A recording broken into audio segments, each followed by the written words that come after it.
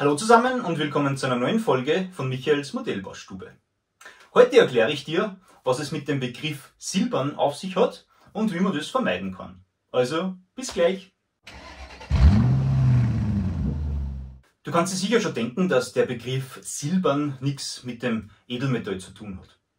Doch was meinen erfahrene Modellbauer jetzt, wenn sie die ganze Zeit dieses Wort in den Mund nehmen? Ganz einfach. Es geht dabei um einen unerwünschten Effekt, der dabei auftritt, wenn man Deckholz auf ein bisschen rauere Oberfläche aufträgt. Ist das Ganze nämlich dann trocken, dann schimmert es ganz leicht silbern. Und das schaut, wenn ich das jetzt einmal nicht ausdrücken darf, sehr bescheiden aus.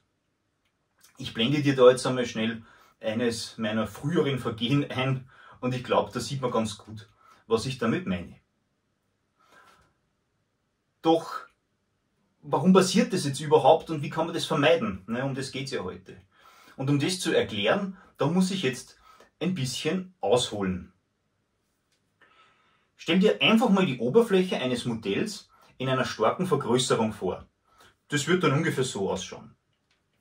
In der Regel kommt auf diese Oberfläche noch etwas Farbe, hier jetzt einmal in grün dargestellt. Würde man nun auf diese Oberfläche ein Deckhol geben, dann würde es nur auf diesen Spitzen aufliegen. Die Zwischenräume darunter, die wären mit Luft gefüllt. Auch wenn ich jetzt mit einem Weichmacher arbeiten würde, so bringt man das doch nicht ganz so hin, dass sich das Deckhol schön gleichmäßig anlegt. Abhilfe schafft hier Klarlack und oder Polieren. Letzteres glättet nämlich auch die Farbe und nimmt dir diese Spitzen, sodass das Deckhol schon mal glatter aufliegt.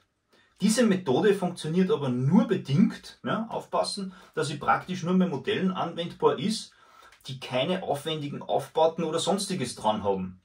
Ich denke jetzt einmal primär an Panzer oder Schiffe. Bei Autos hingegen, die ja meistens ebenere Oberfläche aufweisen, da kann man das einmal anwenden. Vorher natürlich probieren. Ne? Die sicherste und gängigste Methode hingegen ist eine Zwischenschicht Glanzklarlack aufzuziehen.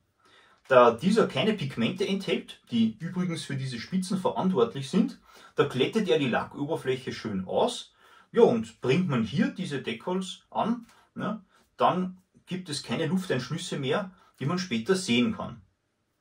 Ja, und je nach Oberfläche, da kann man nun dieses Deckhol mit einer weiteren Schicht Klarlack versiegeln. Das kann dann ein glänzender, ein seidenmatter oder ein matter Klarlack sein.